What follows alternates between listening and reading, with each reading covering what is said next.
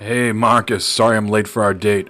Did you hit that terrible traffic on 95? Man, that was nasty. I know, right?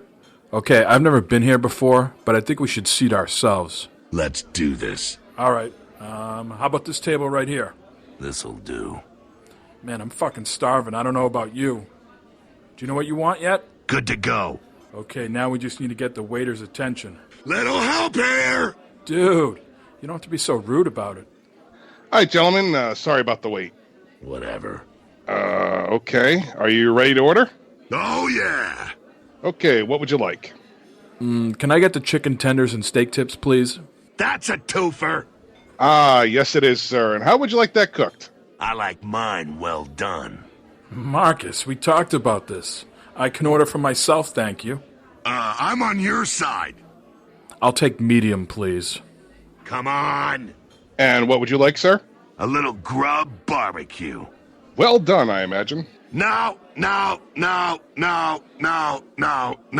Then how would you like it? Sweet. Okay, I'll see what I can do.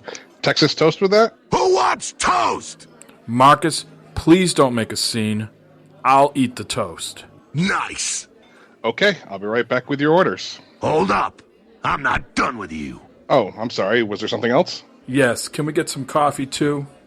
Marcus, do you want one? Don't mind if I do. I'll be right back with that. Ah, come on. Marcus, relax. It's just my friends. I told them I would meet up with them later. Whatever. All right, gentlemen, here are your coffees. Come to Papa. Sir, please, don't grab it yet. Let me put it down first. Would you get the fuck out of my way, please? Sir, that's extremely hot. Time to get messy. This is going to hurt. Marcus? Ah! Goddamn son of a bitch! Marcus, what the hell? Why did you do that? Oh, that was great. I think I got some in my eye. Okay, Marcus, this is ridiculous. I gotta go. Hey, pal, party's not over. Yeah, I'm afraid it is. Would you just like me to wrap up your food to go? Bag and tag, bitch! Sure, that'd be fine.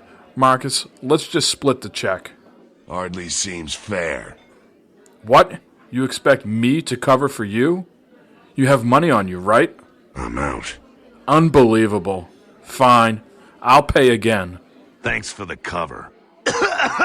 Incoming smoke! Dude, you just can't light up a cigar in here. Take it! Okay, here's your food to go. Sir, I must ask you to put that out.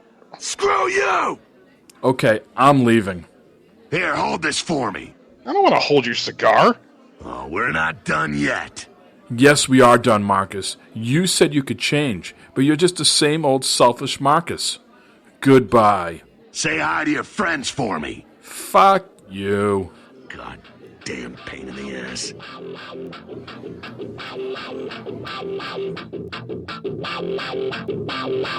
with it now?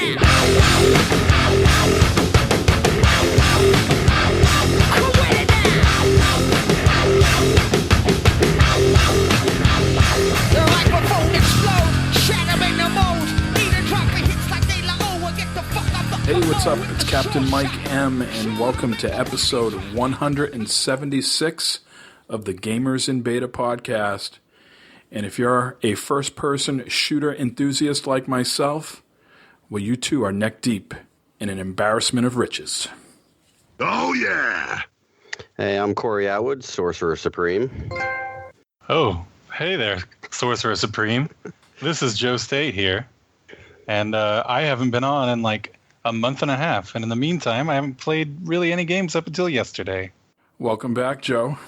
Yeah, it's good to have you back, man. Forgot what your voice sounded like. Oh, well, that's pretty sad. I know it was.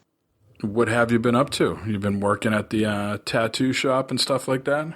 Yeah, so I had alluded to that I was going to be taking on more time. And so I did. Now I'm there basically full time. I'm there 5 days a week. And, from noon until whenever we get out. But it doesn't end there because I still have all my eBay responsibilities. So I pretty much I don't go to bed before 1 a.m. and I don't get to sleep in past 5:45 every day. Oof. Well, it's a tight schedule. What do they have you doing at the shop? You're doing basic cleanup type stuff, clean up and setup, and then a little bit of apprentice work too. Tattooing some fruit now and again. Yep. I go in. I sweep, mop, I set up and tear down stations when it's time to get ready for the tattoo. I do a lot of drawing practice and trying to get in as much painting practice as I can. Tattooed a grapefruit recently. That was pretty cool. It was a Texas grapefruit. So it was fucking gigantic. He looked like a gang member, that grapefruit. Especially when Joe got done with them. Did he leave that shank in the garbage can outside the store? Yeah, he must have that murder weapon. Yeah.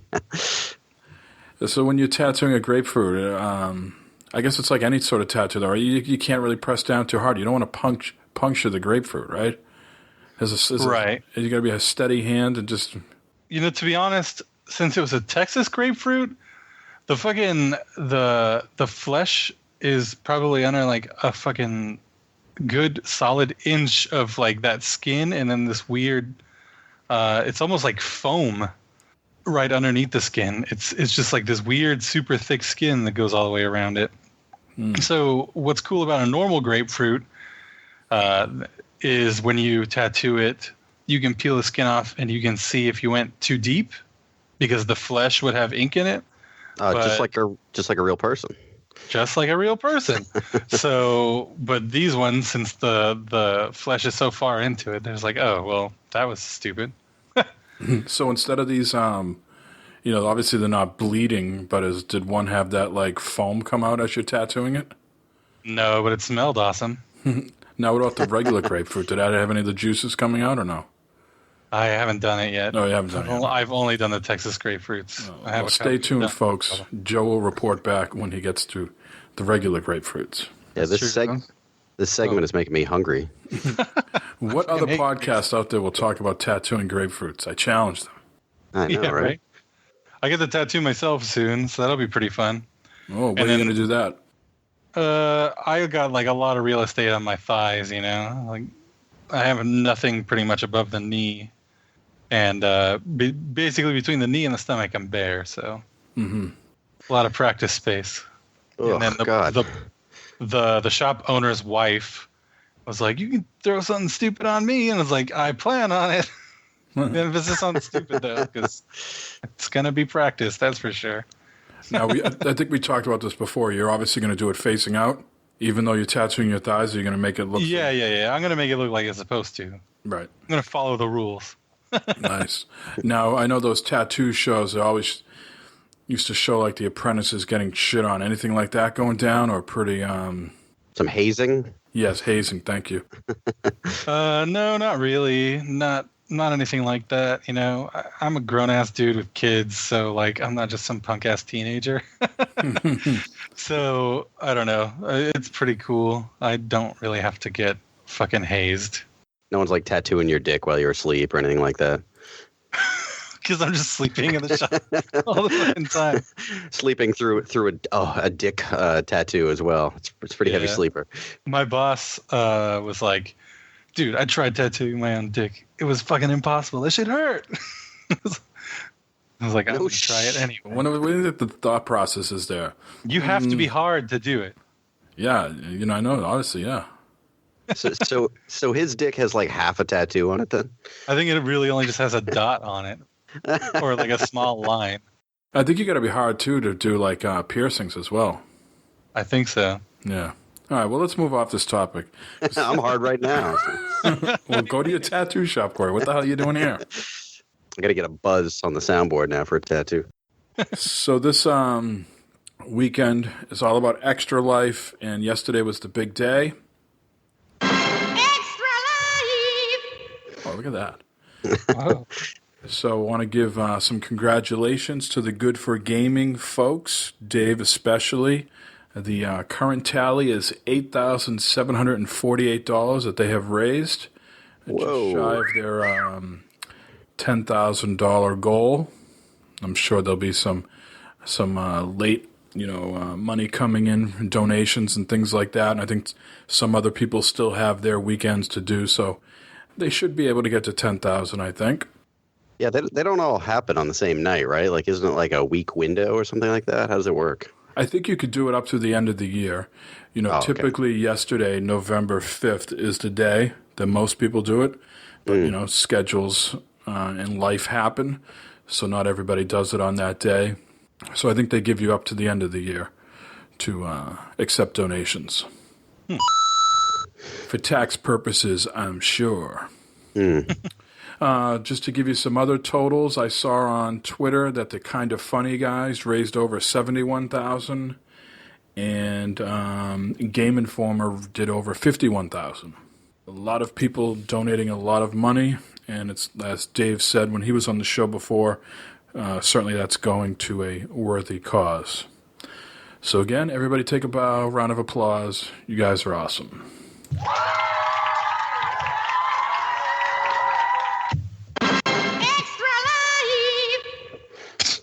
Let's get into some of the gaming news. A rather lean week for news. There was lots of items, but not a whole lot that you could sort of bite down on and talk about. But we will cover some of the items here. Call of Duty is out, and if Jay was here, he would already be falling asleep. But this is an interesting item here that I thought we'd talk about right off the top. Infinite Warfare, the new iteration of Call of Duty. It's out on PC, and it's out on Steam, and it's also available on the Windows 10 store. But you cannot play together. So if you bought the Windows 10 game, you cannot play with Steam, and vice versa. So I really want to go out and buy the Windows 10 version now, just to see how many people are playing. Now, can you typically do that with other games? Do you know of other games that have like I guess it would be called cross compatibility with different gaming platforms on both on PC? But do you know any examples of any other games where you can play Windows 10 people with Steam users? I don't know a lot about PC gaming, obviously. Not that I know of. I'm not sure what's going on. Well, Gears is only on Windows 10, so that's not on Steam yet. So not that I know of. I think this is the first. Could totally be wrong, but I think this could be the first one. I'm sure there's probably some people, PC gamers, listening right now being like, "You idiot!" Just explaining it to the radio. Well, I'm trying to think of specifically the Windows 10. We had Quantum Break. That's a single-player game. Rise of the Tomb Raider took out multiplayer this time, I believe. Gears is on there, but like we said, it's only on Windows 10. That's not on Steam. Recore didn't have any multiplayer. Forza is only available on Windows 10. That's not on Steam. What about like an older game like BioShock 2? That had multiplayer. That's not on Windows 10, is it? I know it's on Steam. No, I don't think it's on Windows 10. Oh, okay. So it is interesting that this could theoretically be the first one. I'm sure, like you said, someone out there is listening and calling us idiots. But it's interesting, people, I wonder if they knew that going into it. Because I don't believe that this is cross-buy, meaning you buy it on Windows 10 and you can also play it on the Xbox. I believe it's just a Windows 10 version, and that's all you're playing with. Really? I thought they were trying to do the play anywhere with like every single game on the Windows 10 platform. I thought that was their end goal. Only with first party. Ah, okay. So in this particular... Well, Ark is going to be play anywhere eventually. They've advertised it, but it's not available yet. Right. I think... Phil Spencer says, I can certainly dictate this to the first-party games because, those are our studios. He says, we can try to make the third parties do that, but it's something we can't enforce. So there's going to be exceptions, and Ark is probably one of those. But yeah, with this Call of Duty is just in Windows 10, and like I said, I want to buy it just to see how many people are playing it on the Windows 10. If it's like a Wii U situation, I remember having... I'm not sure if it was Ghost or Black Ops 2. I can't remember which one was on the Wii U. And I remember playing that, and not too many people on there. I mean, there were certainly people. You could find matches, but there wasn't a ton of people. More like Ghost Town, am I right? Jesus. Sorry, I'm trying to keep the spirit alive. Jay's not here to do the dad joke, so. And what's interesting is also cheaper on Windows 10. So that's a little marketing ploy there. So if you go to the the Windows 10 store. Infinite Warfare Digital Deluxe Edition, regularly $100, is $80. And the base game, instead of being $59.99, is $47.99. That's a significant difference. 20% off. So again, buyer beware. If you're buying that, keep in mind you can only play with the Windows 10 people. And currently right now it has a 2.4 rating. Could be very lonely. If you go with those Windows 10 ones, you don't get to trade it in though. I'm seeing some of the comments. No one is online. Someone play with me. Dang Activision. It's funny. I mean, didn't these people all buy Infinite Warfare for the campaign? I mean, I thought that's why people were playing it. Well, we'll get to that in a little bit. Something we touched upon a few weeks ago was Facebook trying to make an attempt to take some business away from Steam. And they have come out with something that's in beta right now called Facebook Game Room. And you can download it. It's in beta, and it is as icky as you could imagine. So I downloaded this thing so I could talk about it.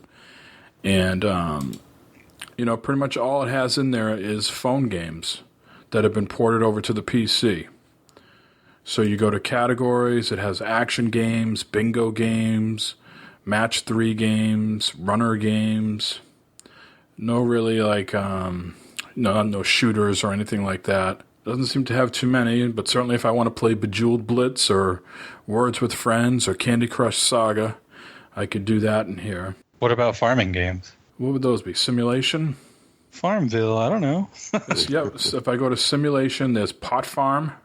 Pot farm, Jesus. Last episode, I think Jay asked Sean whether or not he could grow pot in Farming Simulator. So there you go. Got to get into Game Room.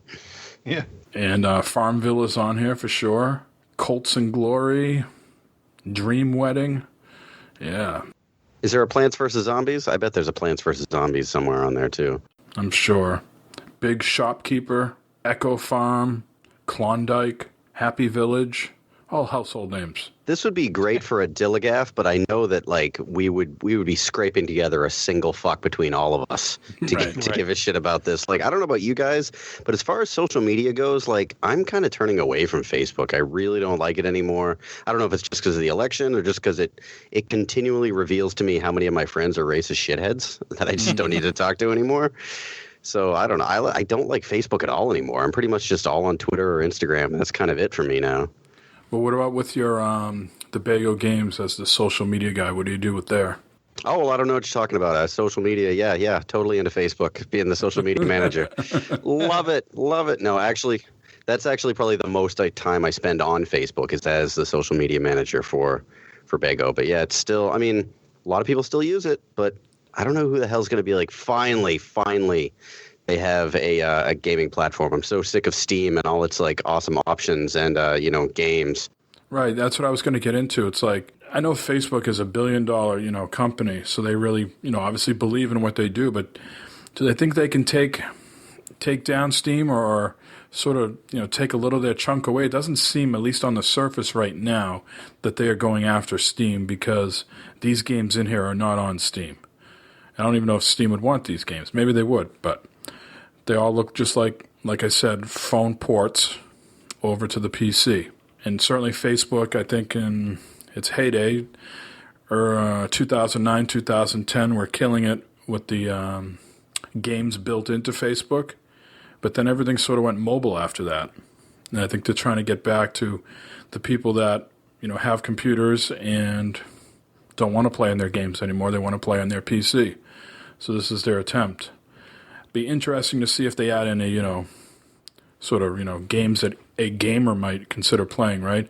These things don't seem to be something that the type of gamers that listen to us would play. What are the audience they're going for? Like people sitting in their cubicle, not wanting their boss to walk over their, walk behind them and see what they're playing so they can, switch off Facebook really quick. Would you rather play a game on your PC if you're trying to hide it from your boss, or would you rather play it on your phone when you can, continue the game while you're on the crapper? I don't know who the hell would rather play these games than others. This just seems like the place where all the Ouya games went to die. Ouya, remember that? Yeah. It is interesting. You know, one thing they're trying to say is it's for people who want to play the games in Facebook but not be interfered by their news feed. So that's a sort of target audience that they're going after. So they don't want to get their politics and their Bejeweled mixed together. They want to keep them separate. I wonder how soon I'm going to start seeing these, like, you know, like I wonder how easy the spam your friend integration will be, if it's going to be as easy as it used to be with their the whole gaming thing they were going for before they get sunk by mobile. Because I think it's hilarious that they call out their main feature of their site. They don't want to be bothered by their time feed or whatever the hell it's called. Yeah. That's your main product, dude. And last bit of news here before we kick things off is EA responds to criticism for releasing Titanfall 2 so close to Battlefield 1. And I guess they had some sort of earnings meeting this week. And in the meetings, they said that they believe that there's sort of 3 different types of fans out there for shooters. There's one that likes the big open world strategy that Battlefield presents. There's people that like the close, frenetic action of Titanfall 2. And then there's people that like to buy both of those games. So they're not really worried that they released them so close. Not sure if I buy that answer, but I give them credit for at least coming out and addressing it, because it seemed to be the elephant in the room there for a little bit.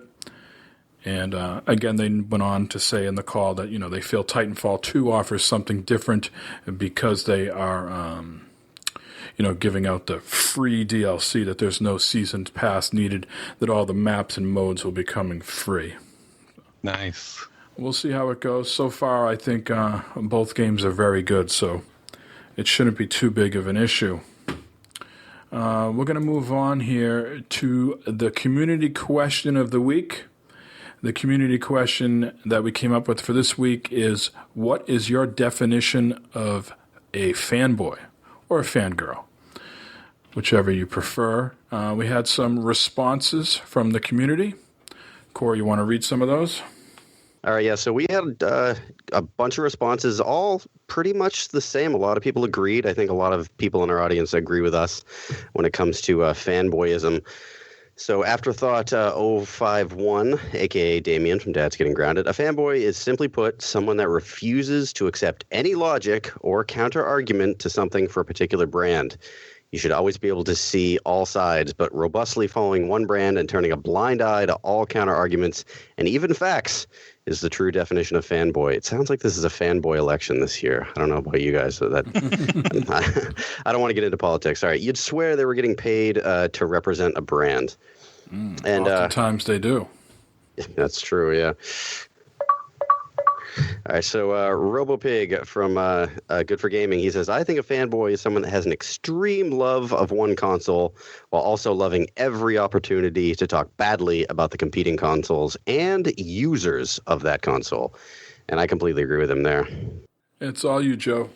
So Eric Glover at Glovebox of the 40cast says, a fanboy is a person who holds a certain amount of solidarity to one console or brand. Even if the console sucks, they stay true to it. And then Jeremy S. Pro EX at Ruiner2 of Dad's Getting Grounded says, fans blindly promote a product above all others. Fanboys are fans that blindly demote all other products and or their fans. And finally, Shownuff71 at Shownuff71 of Gamer Husbands says, someone who believes their opinion, all caps on that one, on a consumer good or service is a universal law. And woe to anyone who dares to disagree. All right, now I got a hot take while all these are still fresh in our minds. Hot take here. So hot. Is it just me, or does the definition of fanboy kind of include all sports fans? Like anyone who blindly follows one console, sports team, and shits all over all the other sports teams, even though the sports teams are pretty much identical, and will be an apologist for whenever their team or person or console that they back makes a mistake, and always shits all over everybody else's mistakes. Just to me, that sounds like pretty much every sports fan. Not that that's a bad thing. I'm just saying. That's accurate to a certain extent. Certainly, in New England and I think other East Coast cities, we are very hard on our own sports teams. You can often find me on Sundays, if you're here at my house, bad mouthing the Patriots on certain decisions and plays they call. But I think, sure, at the end of the day, when it's all said and done, we are very loyal to our teams, come hell or high water. How about you guys?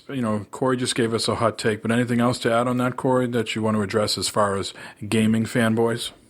No, I mean, all our responders kind of hit the nail on the head. Like, it's someone who will overlook any misstep that a particular brand or console or something that people have like aligned themselves to, will be an apologist for it whenever whenever there's a misstep. But we'll take any opportunity to like attack what they consider the competition. And it, like, when I was a kid, I just assumed, when I was younger, I think that the reason for fanboyism, especially for anyone else who's younger, is because you don't have a disposable income.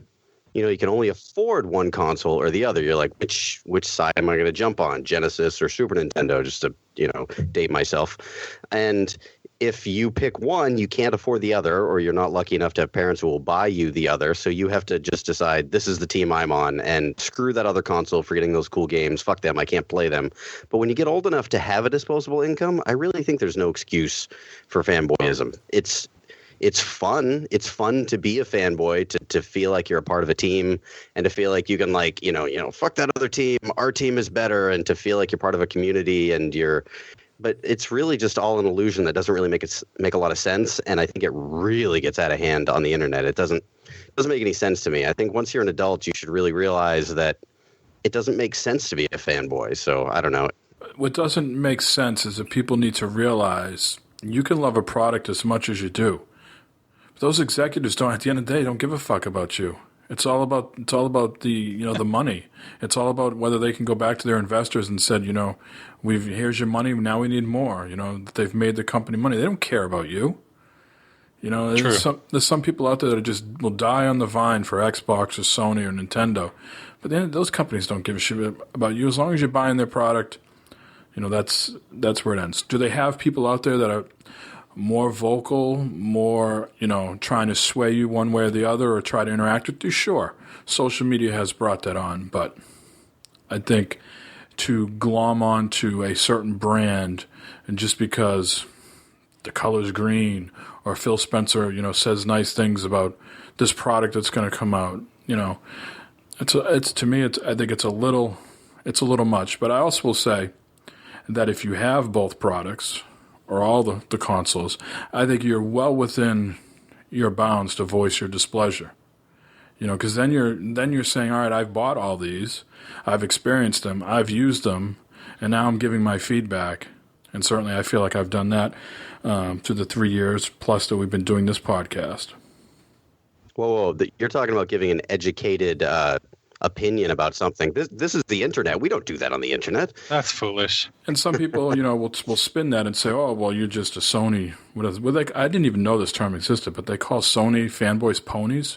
Is that really a thing, or did someone just make that up last week? Some people said, "Oh, this is a Sony podcast," and I don't think that's accurate. I don't think that's accurate at all. I mean, certainly this time around, the PlayStation 4 is my preference, but. I have both of them, and I will voice my pleasure and displeasure on both, because certainly they both all come with warts. But I think, to get back to the community question, it is someone who certainly puts on blinders and just says, I identify with this one product, and no one can tell me anything different. Xbox is great, or Sony's great, everything else sucks. I have to come out of the closet on this pony podcast. Then I've actually been playing way more Xbone lately than PS4. So I'm sorry, you pony fans. Would you kind of lump apologists in with fanboys? Oh, well, you're not even going to be an apologist unless you're a fanboy, in my opinion. Well, I mean, speaking as some asshole, there's this guy, Double A-hole. And he's obsessed with Destiny. He still plays Destiny. Double A-hole. Is that Aaron? Double A Ron, double A hole, same thing. I don't know. But Los is guilty of it too. These guys, they apologize. They're apologists for Destiny. They're like total Destiny fanboys. You spend the cost of what, like how many games at this point? 2, 3 games? And you're barely getting at this point what I would consider something that I would be happy as the first initial release. But I mean, that's something you would consider. Like, let's really be honest here. Come on. Everybody has a bit of fanboy in them, and I think to be able to overcome that fanboyism, you have to identify it in yourself. Like, let's not lie. How many hours did you put into Team Fortress 2? Oh, that's a ludicrous amount. Several thousand. So you're clearly very partial to that game, and you prefer that game over other games. Like we all have the thing that we're fanboys for, but to not let it get out of hand, I think is the important thing. On the internet, it gets way, way out of hand, like super vicious. But I think people definitely need to admit that we're all fanboys of something. Everybody is. Burritos, sex, beer. Sex with burritos. And beer. Yeah. Oh, beer too? Now, I just looked. It's 1,696 hours. Whoa. Now, would you say Destiny has a equal? So, like Sony has Microsoft and Nintendo. If someone came to Los or Aaron and said, how can you play in Destiny? You could be playing this. Why are you so loyal to Destiny? I mean, I wouldn't call it Call of Duty or the Division. Maybe the Division. I don't know. Is there something out there that you feel like, hey, why don't you put Destiny down and give this other thing that's kind of doing the same thing a try? Just a shooter? Warframe? I mean, I don't know. I'm trying to think. Like a shooter with, different modes? I guess like pretty much anything with Capture the Flag. There's even like free-to-play games with the same amount of content. Except I guess there just aren't really any others with raids. But how many times can you play the same fucking raid? Maybe I'm giving the game too much credit. Maybe I'm thinking this. Maybe I'm thinking there's a lot there, and that other games out there. I mean, I don't know. They even got rid of Peter Dinklage at this point. Oh no, not the ding. I totally agree with you. Like once I played the exact same mission like the 45th time, I was like, fuck this, I'm out. How the hell can people play the same mission over and over again? Why would they do this? And then I find myself spending 6 hours in Ark cutting down fucking virtual trees. And someone could be like, what the hell are you doing? Why would you waste that much time? You could be building a fort in Minecraft. Like everybody has their thing. Everybody just has their thing. Like for some reason, this appeals to my subconscious. I don't know why. I'm just really, really into this. Like everybody has their thing, and like I don't know. Like I think the important thing is to not get vicious with it. The internet's so fucking vicious with its fanboyism now. Like I can't even watch the comment stream on Twitch during like E3 announcements anymore because it's all fanboys just shitting on everything that's going on. Like R.I.P. Xbox, R.I.P. Microsoft. That's all it is. No one's ever even excited anymore. They're just so ready to hate. I'm like, fuck you. Everybody has their thing. Like just go jerk off and relax. In that order. Boot up Pot Farm and just fucking chillax. There you go. Anyways, I'm just giving crap to Double A Hole and to Los. I don't really care. Like Destiny all you want, but I think that game sucks. What about brand loyalists? Does that automatically count you as a fanboy? If you are irrational about the other brand, I think you can be loyal to the Xbox brand or the Sony brand and still at the same time say, hey, they offer something, but I'm just not either financially in a position to buy it, or you know what, I am content with what I have. I respect what the other people are doing. It's the people that say, I have Sony, fuck Microsoft, or I have Xbox, screw the PS4, you know? I feel like fanboyism is like a little bit of a more immature version of brand loyalty. Like I feel like adults might be brand loyal, but like you said, they're not like spitting venom at the competition. Like ever since I switched over to an iPhone, I like my phone so much more. I like how the operating system works. I didn't even like any Macintosh products. I like my iPhone. Now I have an iPad, and I'm actually broadcasting here on a Mac just because I like how they work. Do I hate PCs? No, they're just not for me. So if I have to call myself brand loyal, I'd say I guess I'm more loyal to Apple. But I wouldn't spew venom at the competition like you mentioned. Yeah, I mean, you could say that I'm brand loyal. I mean, I'll choose a Sony platform over like a PlayStation platform over a Xbox platform any day. But that's just my preference. Like, I've been a PlayStation enthusiast since the original PlayStation. And, I have the PlayStation buttons tattooed on my fingers. But I also, on my other hand, I have WASD tattooed on my other hand. So, I'm not exclusive to PlayStation. I still pick up Nintendo stuff. I still pick up PC stuff. Built my own computer recently, It's just, and then, I have a 360 upstairs. I'm not like blindly like, oh, fuck the Xbox. I'll definitely say, oh, fuck the Xbox because I think it's hilarious to piss people off. But I don't actually believe it. Yeah. So would you say can I call you like a pony master racer? Would that be? Oh, no, just went over the line there. Don't do it. You purposely poking the bear there. I have none of that. I certainly think, just to sort of end this, I think it's okay to be a fanboy, and it's okay to like what you like, or just, I guess, not infringe on other people's happiness. I don't get the whole, fuck you, if you like that, you're dead to me, or you guys suck and all this. I mean, it might be fun to say it behind closed doors and you're just goofing off with people. But if it's really your persona publicly and privately, that's kind of a weird take to... It is fun. It's fun to feel like you're part of a team. It's fun to feel like you're part of a community and you have an enemy and you can rally together and say, hey, fuck that guy. Like, it's a very easy and fun thing to do. I think it's part of like human nature. Just feel like you're part of a clan that's against another clan. But like Mike said, just don't be so fucking mean, guys. Don't be so mean. All right. What is the community question for next week? I came up with this one, due to the election going on. What video game characters should be elected as president and vice president?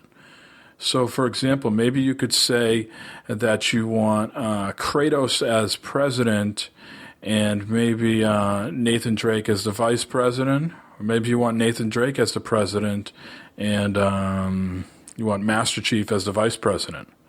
Give me who. Don't you mix them up?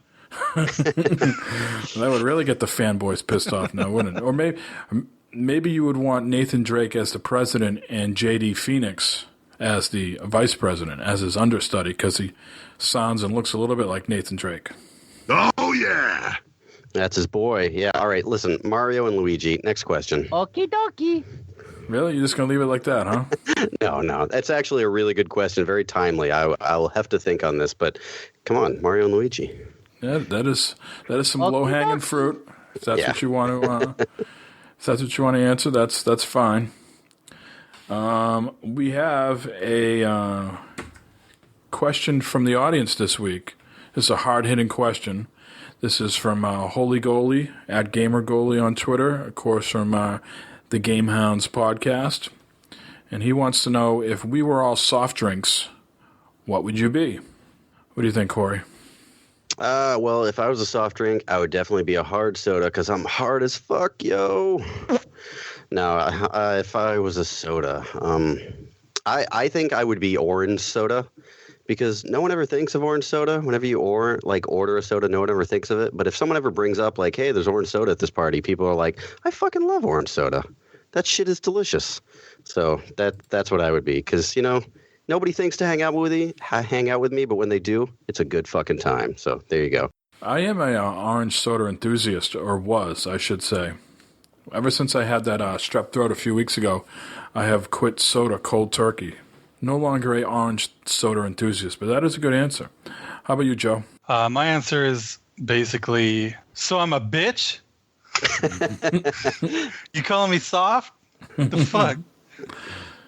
No, I would probably be an energy drink. Fuck just the regular old soft drink. I don't really drink soda. I drink energy drinks. And I'm probably going to get a gnarly kidney stone like my boss has right now. He's miserable. Oh, but, those things are the worst. Yeah, well, we'll see how it goes for me because I drink at least one energy drink a day. Yeah, I should have seen that answer coming, because when we went down to that Lawbreakers event, we spent what, hour and a half that morning just walking all over Raleigh trying to find you a fucking energy drink. Yeah, man. Otherwise, I get a headache. I don't remember why they just didn't sell your brand there. We went to a ton of places. Yeah, man. What is the brand? Rockstar. Rockstar. It's delicious. Now, typically, if it comes down to soda, I am a Coca-Cola fanboy. Oh, Coca-Cola for sure. I'm more on the Coke product than Pepsi. But I don't like cola, so I don't drink a lot of Coke and I don't drink a lot of Pepsi. I'm not really just straight up cola guy. But to cross party lines, Mountain Dew is a Pepsi product. Mountain Dew is pretty baller. And I would drink Mountain Dew right after I would drink orange soda. I admittedly love Mountain Dew. It's delicious. It tastes delicious. It's engineered to be delicious. But because of that stereotype, that cliche of gamers drinking Mountain Dew, I refuse to drink it. I don't want anyone ever even seeing me drink Mountain Dew. If I drink that shit, it'll be in private alone where no one can judge me. It's engineered to be delicious. They should start using that. Yeah. Pay me. Dr. Pepper would be in the conversation too, because that is a fine beverage as well. I can mess with Absolutely. Dr. Pepper. But if I have to not give any fucks about what anybody thinks about me, because I don't, and why should I start now, Corey? I would have to say Mountain Dew, because I am a fucking party in your mouth about to happen. There you go. As long as none of us are fucking Faygo, we're all good. Fuck I don't thi- Juggalos. Oh, yeah. Way to just isolate our entire Juggalo audience. There you go. Yep. Well, I'm fine with that, to be honest. Yeah, me too. So, Gamer Goalie, thanks for the hard-hitting question there, and hopefully we gave you all that you were looking for. Now I want a Mountain Dew, goddammit. All right, let's get into what we've been playing, gentlemen. Let's see, Joe, since you haven't been on in a bit, why don't you go first and tell us what you've been dabbling in? Well, all right. I started off. Well, I played a little bit of Evolve Stage 2. Real sad that Jay's not on, so he can say how much I'm wasting my time. But it's the same thing. It's Evolve. They have added, skins and microtransaction type things in there, but it hasn't been encroaching on my play at all. I have played both against AI as well as against other players. When I got to play as AI, I got to select between 6 different monsters, which was really cool because there was at least 3 of them that I've never seen before. So that was really awesome. One of them was a Gorgon. It was just this gnarly spider lady monster. So I got to go around and do spider shit. That was awesome. All free to play now, right? The whole thing is free to play? Yeah. On PC only. Okay. On PC only, yeah. It still says that it's in beta, actually. But, whatever. It was still fun. I got to play as a couple different classes, both as humans and as monsters, and I really enjoyed myself. And now that it's free, there shouldn't really be any reason to trash on it. But other than that, I also played a little bit of the remastered version of BioShock, because why not? I got it for free because I already owned BioShock, and so I had downloaded it and fired it up because, I was curious after all those people were saying that there were issues with it. I want to know if I was going to experience any issues. And I fired it up, and it was running perfect, super clean, very very nice looking. Everything still looks wet, which is something that I heard.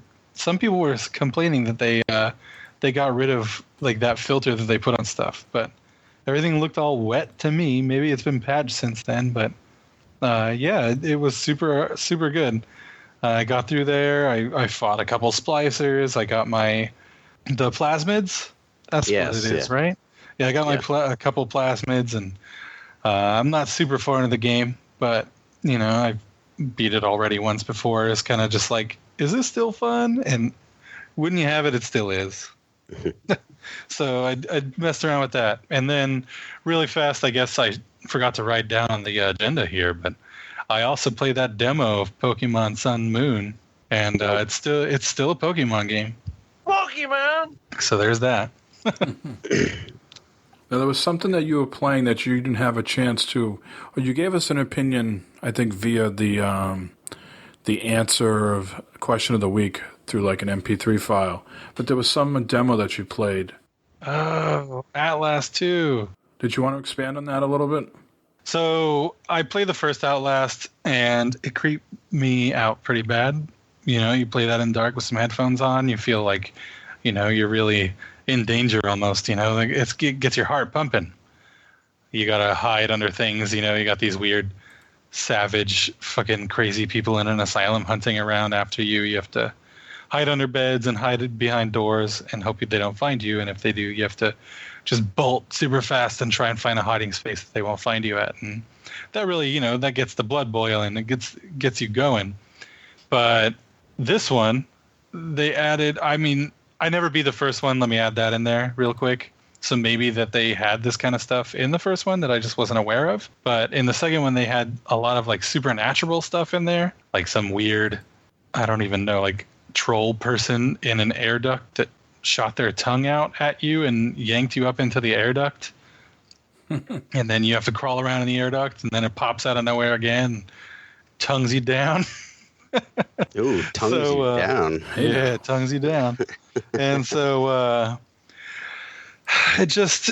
it got really cheesy to me, and it took away from how tense it was from the first game. And I was just like, man, this is stupid. I can't even keep up with this. So I just quit it. I didn't even finish the demo. All right, well, like, spoiler alert to anybody who wants to finish Outlast. Spoiler alert, skip ahead a few seconds or whatever. I finished the first Outlast, and in the very end of the game, it gets supernatural. Like, the very, very end of the game, there's, like, this, like, spirit thing that shows up, and that's what's causing all these problems. It's, like, this, like, spirit ghost thing that can move from person to person, and I really, like, I loved that game. Just like you said, it creeped the fuck out of me. It was so creepy. It was one of the scariest games I've played in forever. And then the very end of the game, it got a little silly, and I was kind of disappointed with the ending, so it doesn't surprise me that there's that weird kind of supernatural shit in the next one. That's why I didn't even bother playing the second one. All right. Yeah, well, there you go. So spoiler part over. Keep listening now if you want to. All right. Anything else, Joe? No, that's it. Oh, I should mention that I got my hairline tattooed. Yes, I saw that. What does it say again on there? Oh, it says no new friends. No new friends. Now, that's a bold statement to put right on your head. Yeah, I'm really dedicated to being antisocial, I guess. You know, I got misanthrope on my stomach and no new friends on basically like my forehead. So now, since you brought it up, I have a few questions to ask you. First, is that something you run by your wife? All right, so that's a long story. Yes, I ran it by her about, say, a month or so before, and she was like, yeah, that's a great idea. And then, you know, since I'm the apprentice, like, I don't book appointments. I just kind of get a tattoo here and there whenever there's time, nothing to do.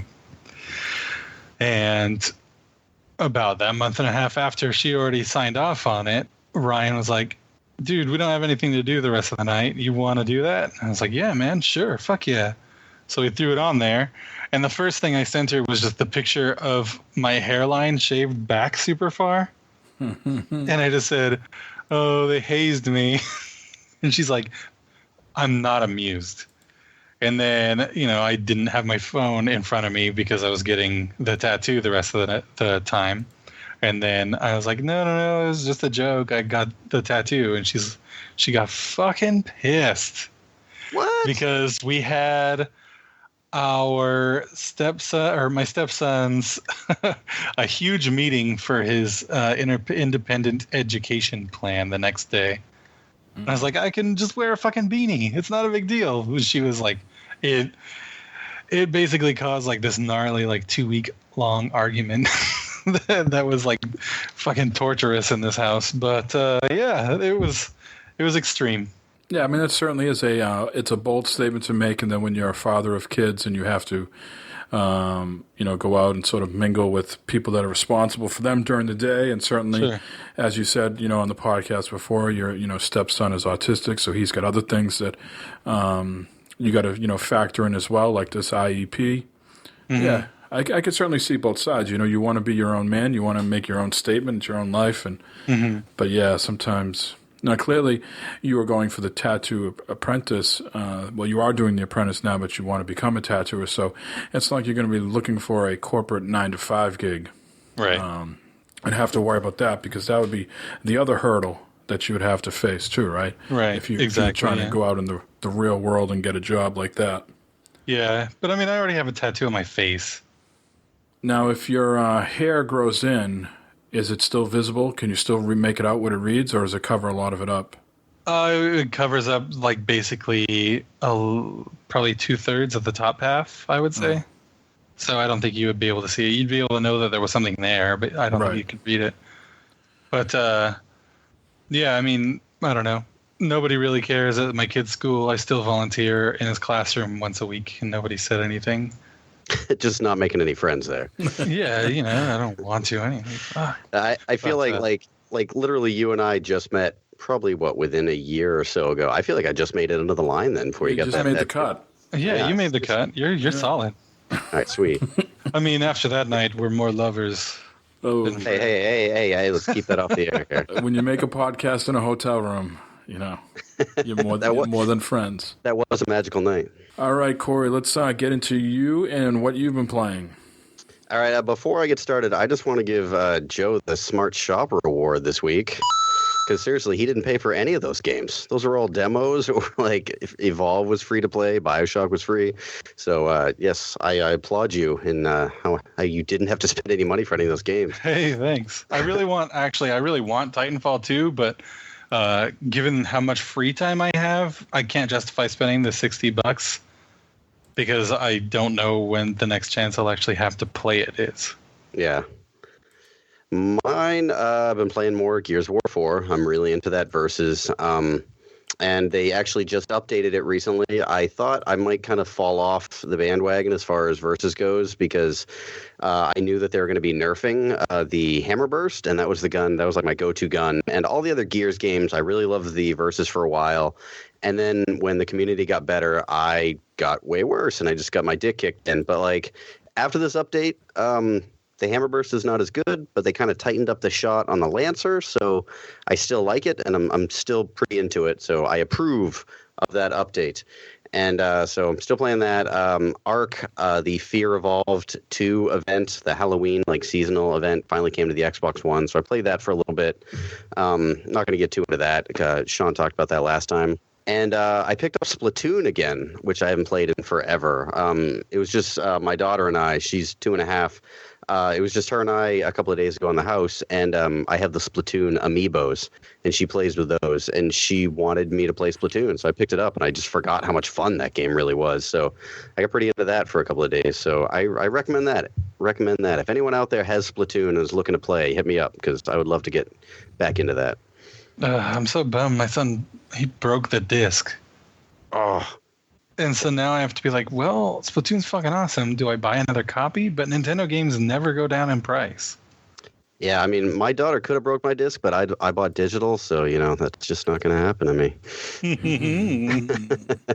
You are a digital fanboy. Yeah, absolutely. Anything else to add there, Corey? No, that's it for me. All right. Well, at the top, I mentioned that I sort of in neck deep in embarrassment of riches when it comes to first-person shooters, Battlefield 1, Titanfall 2, Call of Duty. Been playing all three, really enjoying them. Have really yet to jump into the competitive aspects for Titanfall 2 or Call of Duty. So I'm just playing the campaigns on those. The campaign for Call of Duty is surprisingly good. Considering last year I didn't like, but it's a different developer, so it's really not fair for me to say. But a lot of big cinematic pieces going down as you would expect in a high budget Call of Duty campaign. I mean, the guy from Game of Thrones is in it. Colin McGregor from the UFC is in it. So a lot of celebrities, but they have really cool weapons this time around. It is futuristic again, but you can call in these drones that sort of just make the enemy turn into paste. It's a beautiful thing. You highlight all the enemies on the map that you want, and something comes down and wipes them out. You can also hijack some of the robots that are on the other side and have them turn against their team. So that's pretty cool. You get to go around and shoot the guys point blank that aren't expecting you to shoot them. But I think overall, like Titanfall 2, just a lot of weapons to play with. And all of them feel better than the next one. So there's two games that I think, in my opinion, have fantastic gunplay. Which campaign are you deeper into? Are you going back and forth? Like, I'll play a little bit of Titanfall 2 campaign, a little bit of COD's campaign. Like, which one have you been playing more? And what do you think of the two of them if you had to compare them? Well, then neither one of them are similar. They're very different, in my opinion, just from a visual art style. The Titanfall 2 is supposed to be a short campaign, so I bet I have about another hour and a half left in that, because they say it's 4 to 6 hours. Oh, yeah, that's right. I probably have 2.5 hours into that. And that one has a lot of wall running in the beginning before you actually power up the mech, the Titanfall. So if you thought there was a lot of rock climbing in Uncharted 4, there's a lot of wall running in Titanfall 2. But once you get in the mech and you go around, I think it's much improved over the original. Feels a lot more fluid to me. The weapons, just the satisfaction of using certain weapons.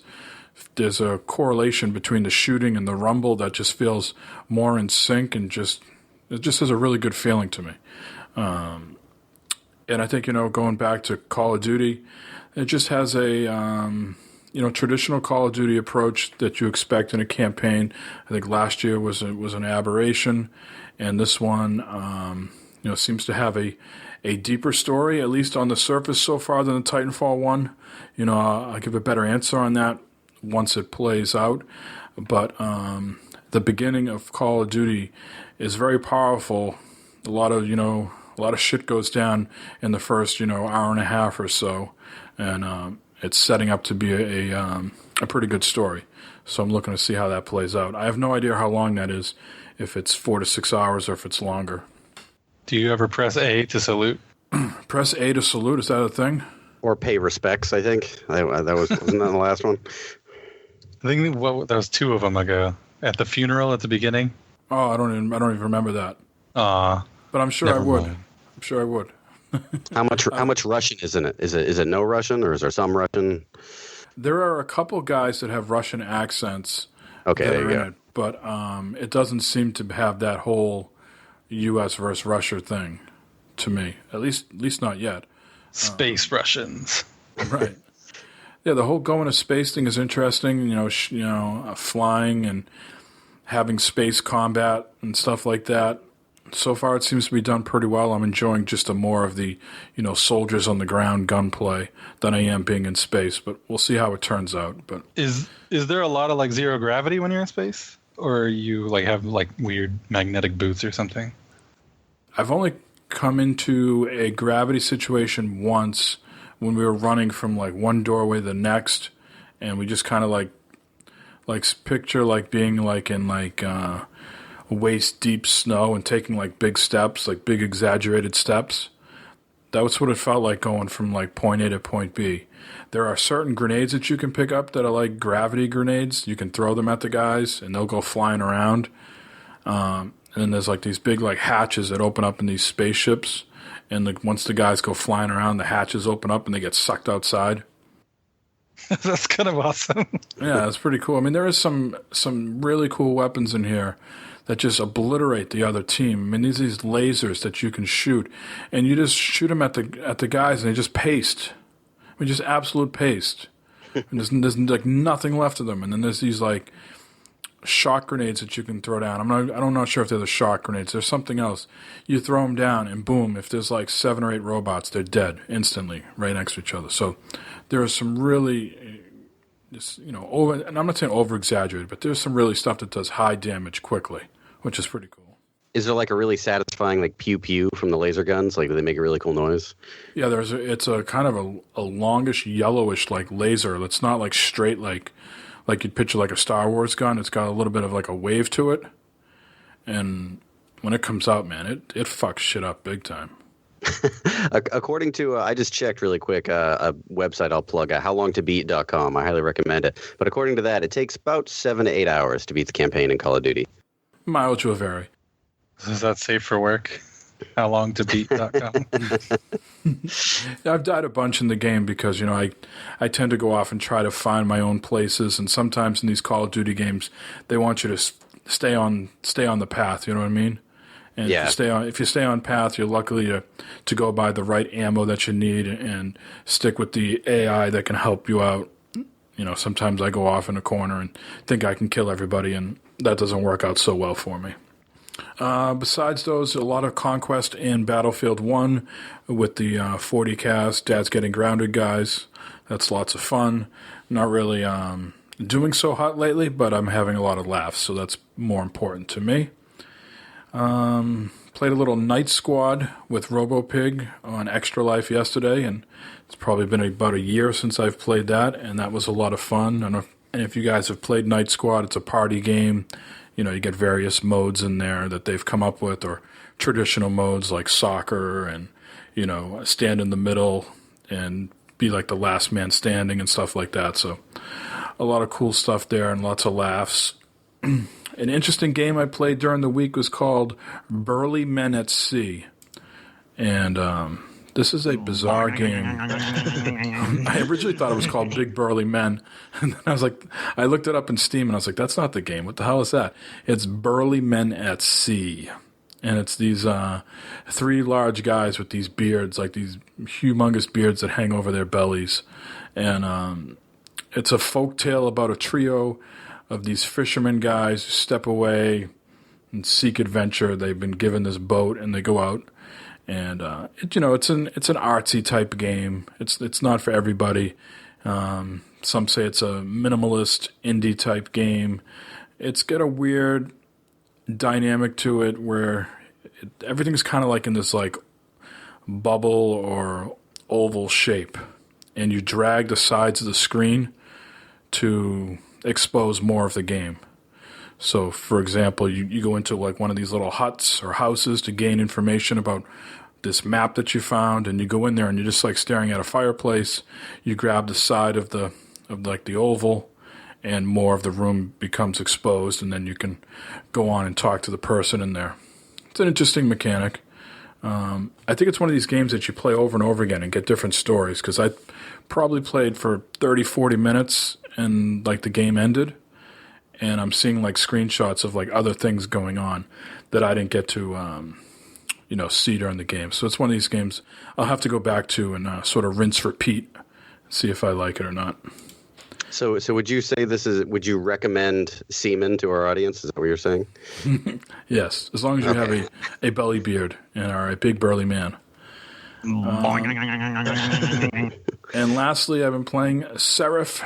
This is the game that we talked about last week. We had the guy Daniel from Dreadbit Games on, so I wanted to check out that. And that's pretty cool, man. That's the auto-aiming platformer, somewhat of a roguelike game. But it's different, for me. You go around, you collect all these crystals or body parts, I guess that they're called, and you level up your character that way, and it's got a neat story. I need to play more with it, but so far I'm enjoying it. If you like platformers with a little bit of gunplay and things like that, you might want to check that one out. Now, this one has I know it's aiming or like auto aiming. How does the aiming work exactly? So when you get next to a character, it detects the enemy and will start shooting for you. Okay. In the interview, he said, he talked about the Matrix and how they would try to pull that off, and he thought auto-aiming would be the best thing, because if you try to control the aiming yourself, he didn't think it would, with the dual guns, that it would work correctly. It seems like it really make you feel like a badass playing this game, too, just from the trailers and from what I've seen. It looks really cool. Yeah, there's some unforgiving bosses that you come across that are no joke, and you have to keep moving and getting out of their way and using your power-ups and sort of trial by error, I guess, to figure them out. If you die, it's not permadeath. It's not like a roguelite or anything. It takes you back to the beginning of the chapter. So there could be, depending on how far away you are, you could have to replay some stuff over again. But yeah, enjoying that. And that came out on the PS4 last week. It's been out on PC for a little bit. Do you know how much it is? Right now on Steam, it is $12.99. Oh, okay. Yeah, I was thinking about it. I watched the trailer. It looks really intriguing, and they do have like Twitch integration, right? Like, can't the audience on Twitch interact with you? Like, if they type certain things into the Twitch stream, doesn't that like affect how the game plays? That's a really cool idea. I wish more games would do that. Yeah, he said something about evil or something like that. If they type that in, you'll get more evil enemies and things like that. Again, another game that I just need to play more of, but what I've played on the surface seems very cool. All right, let's move into some of the news here. First, notable releases of the week seems to be only Dishonored 2, which is coming out November 11th, which I believe is Veterans Day, and that will be on the Xbox One, PS4, and PC. Is anybody picking this one up? I want to, because I really like the first Dishonored. This is another one of those games we talked about not long ago. Another one of those games coming out on a Friday, which is weird. And much to Joe's chagrin, I am probably going to be picking up Watch Dogs 2. And I know that comes out a few days later. So Filth. I'll probably pick this up like post-holiday, I bet. Maybe Santa will bring it for you. Oh, yes. Santa baby. All right, let's get into the news items here. Turtle Rock back in the news again. Of course, a week or so ago, we talked about Evolve, them stopping the development on that. And I thought this was an interesting piece of news. They are releasing the unfinished Left 4 Dead campaign that's called Damn It. And you can go ahead and download that now if you want to, and you can play it. Just by looking at some of the screenshots and stuff like that, it looks to be a pretty big map. I'm not sure if you guys got a chance to check that out. It's got some 3-stage finale at the hydroelectric dam. That's why it's called Damn It. You guys Left 4 Dead fans at all? Definitely. Yeah, it was one of the most fun I've had, like a cooperative kind of game ever. And then the second one, it amped up like the tenseness, but it didn't really hit the same marks. I fell off of that one pretty quick. So it says the campaign was never finished. It includes a couple survival maps that never came out. Overall, it stitches together the game's Dead Air and Blood Harvest campaigns. So I'm not sure if that means anything to you. Dead Air was, what was that, like the radio station or something like that? I'm not sure. The only one I really remember from Left 4 Dead is something in the mall. That was Left 4 Dead 2. That was Left 4 Dead 2? Okay. Yeah, I never played really Left 4 Dead 1, but I did play a lot of Left 4 Dead 2. That definitely had them all in it. And there are some known issues with it. The forest is missing wandering fires. The covered bridge does not collapse with explosions. But I think this is more to, the fans of Left 4 Dead, something cool, something unique. You very rarely see someone release something unfinished, but it's in such a state that you can still go out and play it and download it. You guys keep doing these community play nights. We should get one going for a Left 4 Dead night. We should. I think it's, is that backwards compatible yet, too? I'm not sure. I think it is. I'm pretty sure it is. Oh, but we would need to play it on PC with Joe. Yeah, I was going to say, that leaves me out. I'm on PC. Moving on, Double Fine is going to publish a game called Knights and Bikes. This game here is a co-op adventure about childhood, and the reason I brought it up is because it's inspired by one of the greatest movies ever, The Goonies, yes, as well as 90s JRPGs. Now, the people that are working on this, the two people, Rex Crowley and Moo Yu, that's Mooyu. These two people have both worked on titles such as Tearaway, Little Big Planet, and Ratchet and Clank. So they seem to know what they're doing. It's an interesting looking game. I'm not sure if you guys got a chance to watch the trailer. People that are fans of Costume Quest, it sort of has that little bit of vibe in there too. Oh yeah, I was definitely going to bring up Costume Quest. It looks like it's going for the Costume Quest kind of thing where it's like kids on like the RPG you control. It looks like you control two kids in an RPG, and the art style kind of reminds me of Don't Starve in that it's like a hand-drawn animation, like paper kind of hand-drawn animation thing. And they're clearly trying to target like our generation with the whole, mentioning the Goonies, 90s JRPGs, and mentioning that it takes place in like the late 80s. Like they're definitely going for like the Stranger Things audience. And I think it looks really cool, like, especially knowing this is by Double Fine. So you know that the humor is going to be really good in it. Yeah, it was supposed to come out April 2017, so not too far away. And I guess they had a Kickstarter that did pretty good. So be on the lookout for Knights and Bikes. I know some people out there are Double Fine fanboys, so check that out. Now, a game that I think we all like is Diablo 3. You guys all down with the Diablo? Oh yeah, I got the D. You got the D. And I think BlizzCon just wrapped up last weekend. And one of the items to come out is that the Necromancer is going to be a new playable character. And this is going to be coming out in early 2017, I believe. And you can play it on consoles if you have the Ultimate Evil Edition. If you have this on Xbox One and PlayStation 4, you're covered, because that's what those versions are called. But it's going to be the next fully playable class introduced to Diablo 3. And some of the, I'm just looking at the screenshots here, some of the explosions, they're calling this the Corpse Explosion. Looks pretty brutal. It's been a while since I played Diablo 3. That could be another one of those game nights that we do. True, yeah. I would need something like that, I think, to get back into Diablo. It's been quite a while for me. Yeah, I bought it when it very first came out, and so I still have it, but I don't have the what is the version that's required? The Ultimate Evil Edition. Yeah, I don't have the Ultimate Evil Edition or any of the expansions from the original. I just literally have vanilla Diablo 3 on my battle.net or whatever they changed the name to. Yeah, still battle.net. They haven't made the official change yet, but this is a reimagining of the classic Diablo 2 class. Not all the skills from that game will be returning. They drew inspiration from the previous version of the Necromancer and have taken the Diablo 3 version in a different direction, such as the Corpse Explosion, the Bone Spear, Siphon Blood, and Blood Rush, and Summon Skeletons. Those will be some of the abilities. I give them credit though. They release their games and they just don't support them for 6 months and then walk away from them. They continuously support their games.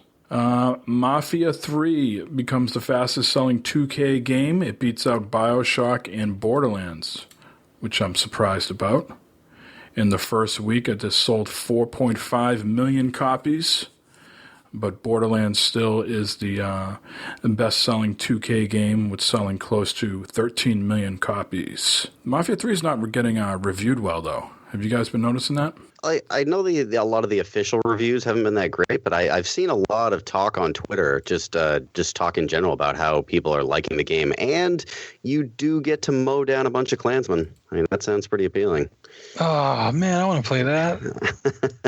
I was listening to the Kind of Funny Gamecast, and Colin Moriarty said that this game is racist as fuck, and that they tell you that right up front. Before you play, there's a screen that comes up, and they said, for this game to be authentic, we have to have the language and dialogue that was back in those times. So they tell you that, but I guess, yeah, some straight up, the main character, I can't remember his name, he goes into a restaurant or something like that, and, people calling him the N-word and stuff like that. If the police are called to a white neighborhood, they come right away. If they're called to a crime in a black neighborhood, they might show up, they might not. So things like that, or elements like that, are put into the game. Well, kudos to them for having the balls to be able to put that into the game for authenticity purposes and not worrying that it's going to get them bad press. Right. Yeah, they're upfront about it. Moving on to some PlayStation news and PlayStation's effort to sort of, I guess, get in line a little bit closer to what Xbox is offering with some of their, apps and things like that. PlayStation.com has been revamped a little bit, and they've added a toolbar. They're calling this the PSN toolbar on PlayStation. So if you're not in front of your PS4 and you don't like to use the mobile app, you can go to PlayStation.com now to read your messages, accept friend requests, send out friend requests, and things of that nature. Party invitations also can be tracked there as well, as there's a notifications tab. Not sure if I have a use for that, as I generally take care of that stuff on the console and on the phone, but for those that like to go to PlayStation.com, check it out, as it is something different. Big blue bar across the top. And the last bit of news I have this week, guys, is Xbox related. Bastion is headed to the Xbox One next month. Not sure if this is a game you've played, Corey? No, I feel like it's a game I missed, though. I had quite a few people rave about it, and I just never picked it up. So I might pick it up now that's coming to the One. So if you have it already on the 360, it will be free. You have up until January 1st to claim your free copy. And it's going to be pretty much the same game. The visuals have been polished somewhat up to 1080p. This game came out back in 2011. What was their other game? I can't remember. The game that came after that I played more than Bastion. Do you remember what that was called? Transistor. Yeah, Transistor. Yes, I played that a lot more than Bastion, so I might go back to this one. There's some great, just like Transistor had that narrator, this one has the same type of thing. I kind of enjoy that. I do have one other bit of news I literally just saw. So this is breaking news, I guess, as far as podcasts go. Probably no one else is going to care, aside from Sean and I and anyone else who cares about ARC. But for Extra Life... the guys, the founders of ARC Survival Evolved, Wildcard Studios, they were doing a thing. If they met their 25,000 goal, they would reveal some sort of big thing. And they just revealed about a half an hour ago on their Twitter that ARC Survival Evolved is in Q&A for PS4 and should be out actually this December, which is good because they haven't mentioned anything about a PS4 release. So this is the first mention about it. So should be out by the end of the year, which is good news for anybody else who cares about ARC, but probably not a majority of our audience. So sorry to bore you with that. Good news, everyone. Yes. That's not on the soundboard. Shit. That's why I said it. Now, before we end, there has been some talk about the NES Classic Edition. Is that release coming up soon? I know a lot of people have it already. A lot of people are reviewing it and so forth, but I don't know when the official release is coming up. It's out on the 11th, which is Friday. Yes. Oh, it's out this week. Okay. So glad I mentioned it. And it seems to be, something that a lot of us could have pre-ordered a long time ago, and maybe we didn't. And now it seems to be, well, gee, if you want this, you might have to deal with some price gouging. I'm seeing some places, eBay and Amazon sellers and the like selling it for around $170 or so. Now, Corey, you're not getting this because you already have the original, right? Yeah, my original is sitting about 5 feet from me, and I literally play it still almost once a day. I played it yesterday, so I love the fact it exists, and I'm still tempted to buy it just because I love the look of it so much, but no, I'm not going to buy it. Have you seen the size difference? They placed it on top of the original. Yeah, it's super small, way smaller than I even thought. Fits in the palm of your hand. Yeah. Jeff Gerstmann put his iPhone 7 Plus, the bigger one, on top of it, and it overlapped the console. That's so adorable. I might just buy it because they're adorable. Wonder how many they're making. I know that with the Nintendo Switch, that they said there was only going to be 2 million made at time of launch. Wonder how many they made of this. Wait, the Nintendo what? I just wanted to play that. Damn it. Yeah, I'm not sure how many of these they've made. I'm hoping it'll be in abundance.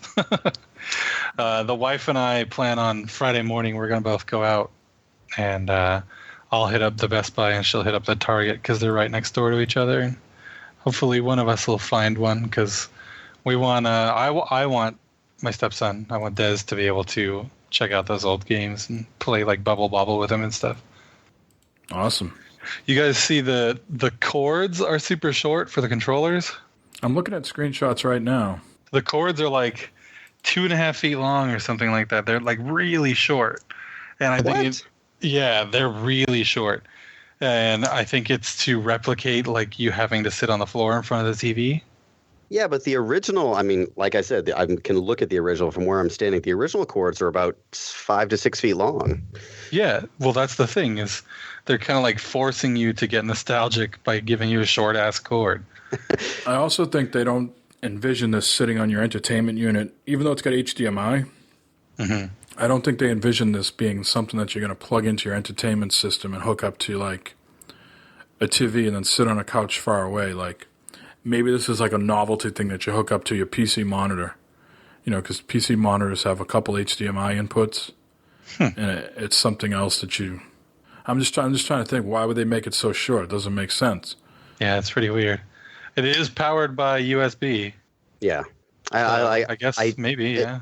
It makes sense with that whole short thing forcing you to sit in front of the TV, I guess. But like, don't you force that nostalgia on me, damn it! You're making me play Bubble Bobble. Of course, I'm going to be nostalgic. You don't have to give me a short ass cord. Right. Yeah, it's crazy. But hey, if your TV has a USB port, you could just power it from your TV, which is cool. Yeah, or if you don't mind your eyes bleeding, you can get right up close to that TV.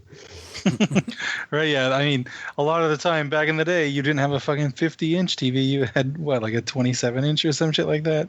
Yeah. So it was reasonable to sit in front of the TV, but yeah, it's going to be interesting sitting in front of our 50-inch, basically, like playing these games. All right, let's get into some of the plugs and end this bad boy. For the Rocket League people out there, there is a documentary about the story of Rocket League on YouTube. I'll put that in the show notes. But if anybody wants to see how the game was made, and then they talk about the launch, and they specifically talk about them being nervous about releasing the game for free on PS Plus, meaning like they negotiated a price with Sony, and they said, yeah, even if like 5 million people bought this thing, then, you know, did we make enough money to support 5 million people playing it? Or are we just going to be losing money and paying for these servers? So they said even like right up to the release date, they didn't know if they made the right decision. So it's a pretty cool documentary if you want to watch it. I think in total it's maybe around 45 minutes or so. I think I'm going to watch it like right after the podcast is over. I'm really interested in seeing that. Off air, Corey and I talked about having a sort of gamers in beta Festivus meetup for some locals in the Boston area. Maybe try to meet up someplace convenient for everybody. But so I'm looking at you, RoboPig, Juggler Geese, Gamer Goalie. If all you guys want to get together before or around the holidays, let's try to plan something. Yes, let's get drunk, talk about video games. Something we never get to do, right? Yes. Scorpion Bowls at the Kowloons on Gamer Goalie's check. Yes. Xbox fanboys.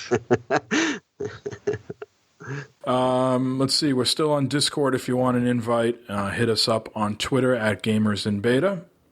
And we hope to have a new shirt design up on the Represent store soon. Joe and I are just working out the fine details there. Any shout-outs or plugs for you, Corey?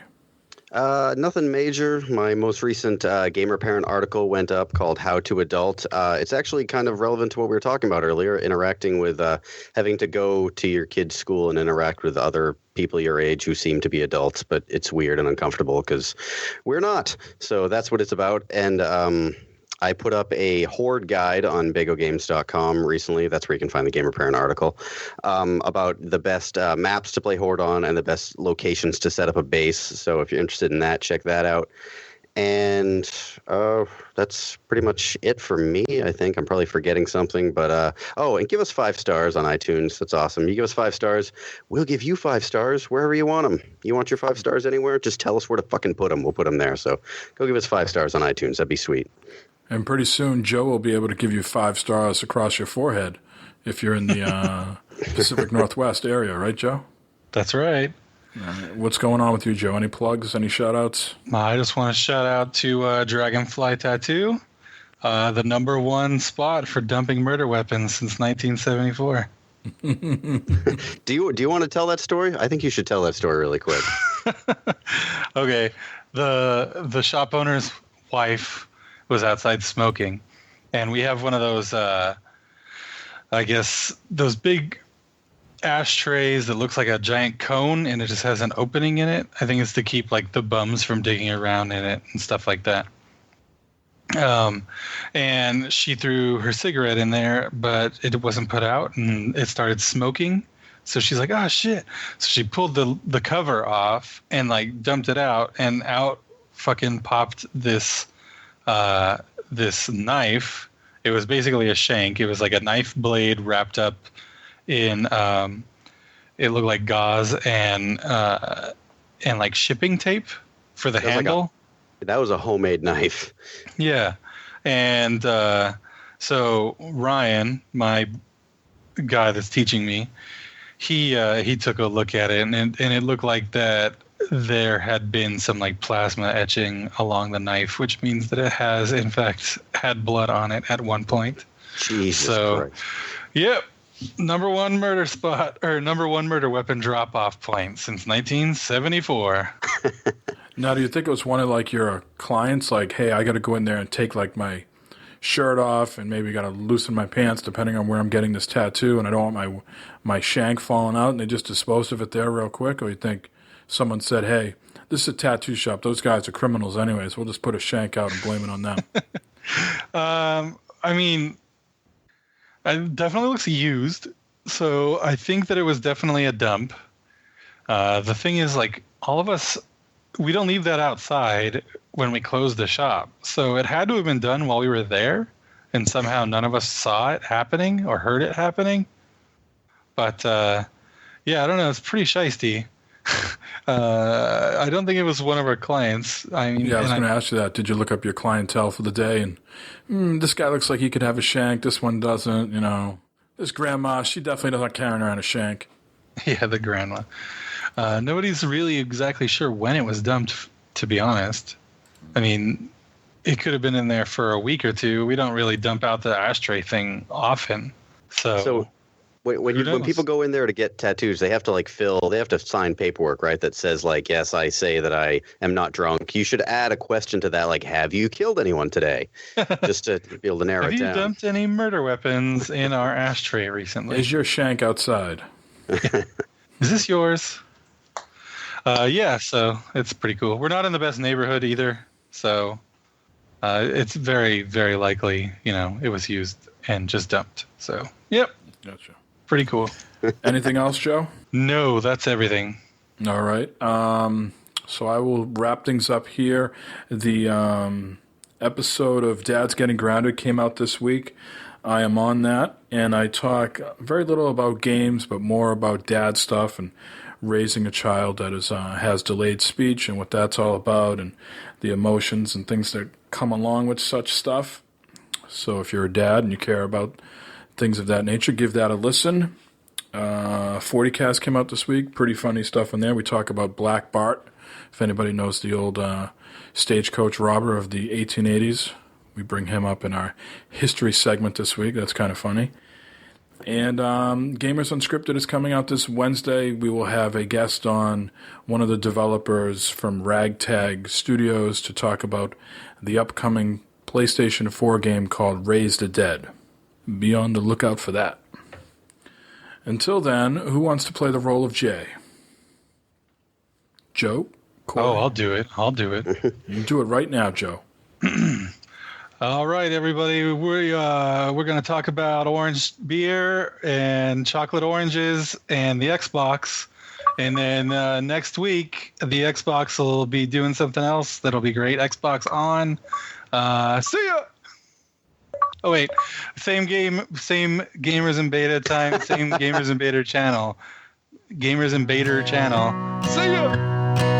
There was a time when this body of mine could square every inch and turn on a dime. There were shows to do with whiskey and brew, and not much time for this heart of mine. I can feel things changing in my attitude, without a doubt, as the time goes by. I'm feeling haggard and cashed out.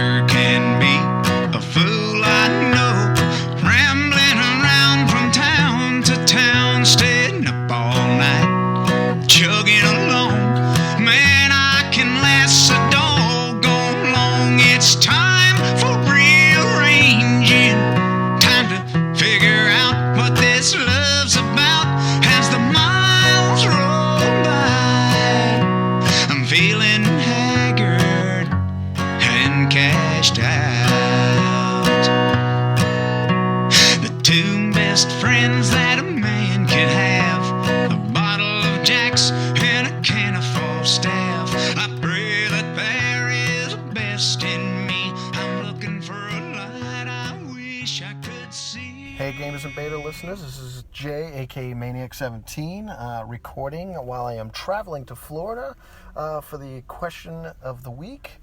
What is your definition of a fanboy?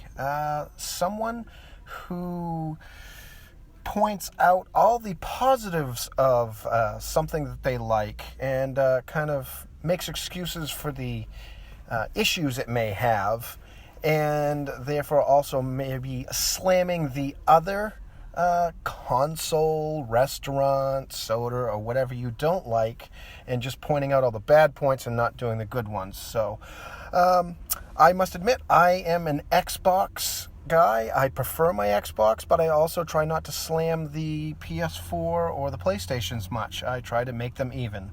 Hopefully I'll be on next week's podcast. See you!